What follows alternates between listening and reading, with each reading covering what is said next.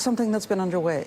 And Christine, then Donald Trump takes his sort of new way of looking at the world of who our enemies are and who our friends are, very transactional on who he thinks our enemies are. Anybody he thinks is taking advantage of us, that the Western allies have been basically mugging us and stealing from us, so we don't really want to deal with them. But these new countries, there's so many opportunities. We could make North Korea rich. That's how we can make it work. Here's how Donald Trump talked about preparing for this meeting with Kim Jong-un, which is taking place on Tuesday. This was Trump on Thursday.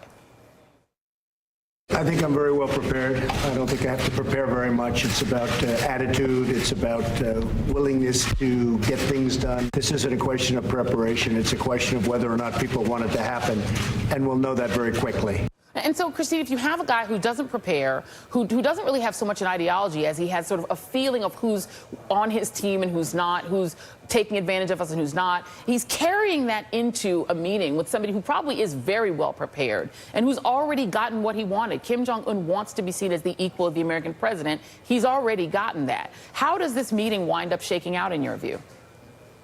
Well, I think that Donald Trump has actually done a great thing for diplomacy by showing that it's not a concession by meeting with a historic U.S. adversary. I think that is a significant departure for past presidents that haven't been willing to meet with a North Korean leader.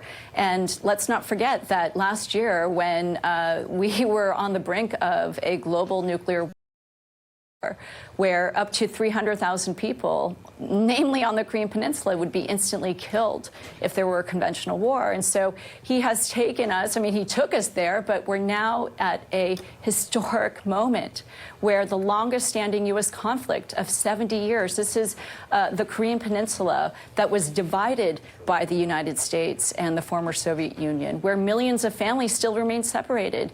And so while, I obviously oppose most of what the Trump administration is doing, I agree with Masha that the U.S. is definitely going off course in terms of, international diplomacy. This is a very good step in terms of what's good for the Korean people, what's good for the United States, and the point that he's made that this could be a good thing for the North Korean people. I absolutely agree that 70 years of isolation has not served to advance the human rights of the North Korean people. What will is engagement. What will is diplomacy. What will is, basically ending 70 years of hostile U.S. policy.